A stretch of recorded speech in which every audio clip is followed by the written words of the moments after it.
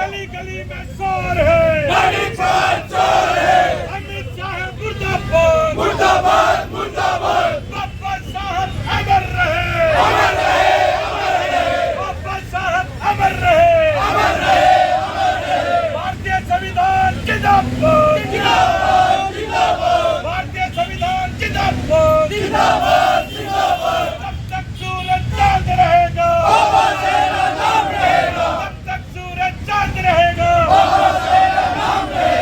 गली गली में शोर है, चोर है। गली गली में शोर है, चोर है। अमित साहब चोर है, चोर है, चोर है। गेंडा स्वामी चोर है, चोर है, चोर है। गेंडा स्वामी चोर है, चोर है, चोर है। नरेंद्र मोदी चोर है, चोर है, चोर है। अमित साहब चोर है, चोर है, चोर है।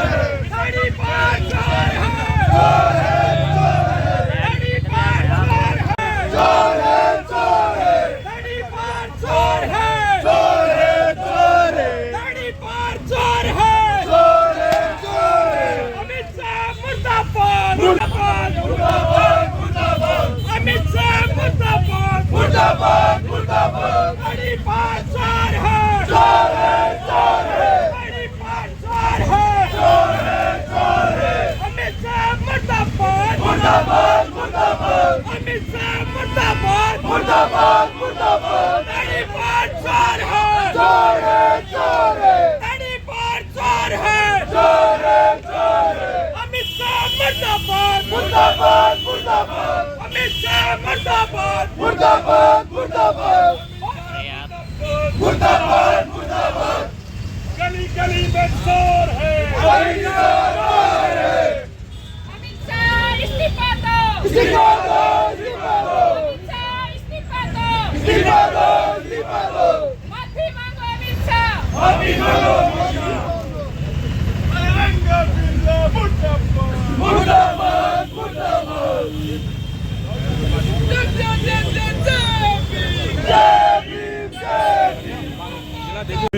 गत दिनों भारत के गृह मंत्री अमित शाह ने एक आपत्तिजनक बयान संसद में दिया था।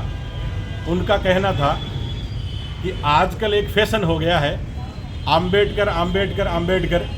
इतना नाम अगर भगवान का लेते तो 7 जन्मों तक स्वर्ग प्राप्त हो जाता।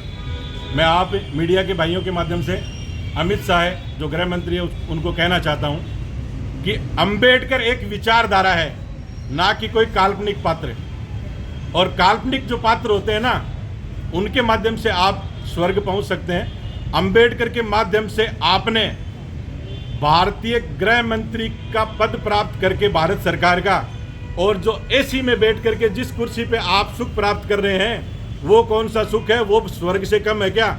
अगर वह सुख अगर स्वर्ग से कम है तो आप इस्तीफा दे दीजिए, अपने घर बैठ जाइए। और आपकी जो पार्टी है भारतीय जनता पार्टी, उसके माध्यम से आपने बहुत से संतों को, बाबाओं को आगे कर करके जो स्वर्ग का रास्ता सीधा दिखाते हैं, उनको आप विधानसभा की टिकट दे करके, लोकसभा की टिकट दे करके उनको आप विधानसभा और लोकसभा में लेकर के आते हैं। क्या उनके माध्यम से आप सीधे स्वर्ग में नहीं जा सकते?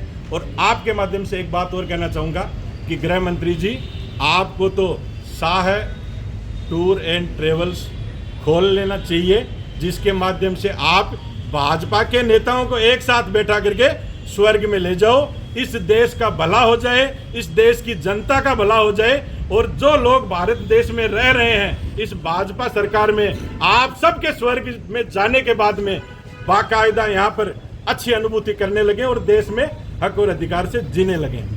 बाबा साहेब अम्बेडकर ने शोषित, पीड़ित और वंचित वर्ग को जो अधिकार दिए हैं वो काल्पनिक पात्रों ने इस देश में नहीं दिए हैं। मैं हमेशा ये कहूँगा, और जो भारत के लोग वो यही कहेंगे कि भारतीय संविधान जिंदाबाद था, जिंदाबाद है, और बाबा साहेब अम्बेडकर हमेशा अमर रहेंगे भारतीय संविधान के रूप में। जय भीम, जय भारत, जय संविधान। सेना और प्रदेशाध्यक्ष अनुसूचित जाति विभाग कांग्रेस।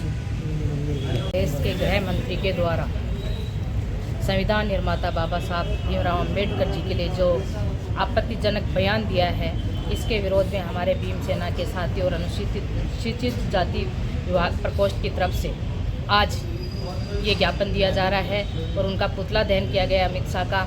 जो मैं कहना चाहूँगी कि बाबा साहब अम्बेडकर दुनिया के जो विद्वान टॉप लोग थे उनमें से एक थे।